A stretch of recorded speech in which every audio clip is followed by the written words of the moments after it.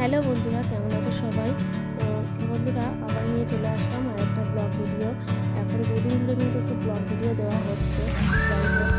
আর এই দেখো, আমি এদিকে শিমের বীজগুলো ছাড়িয়ে নিয়েছি। শিমগুলো তো এখন বাড়তি হয়ে যাচ্ছে, সেই জন্য এই বীজগুলো দিয়ে ভাবছি কিছু একটা রেসিপি বানাবো।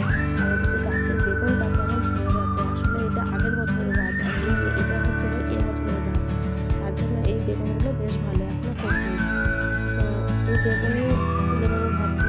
বেগুনটা তুলে নেবো, না হলে তো হনুমান আছে, হনুমানের পেটে চলে যাবে।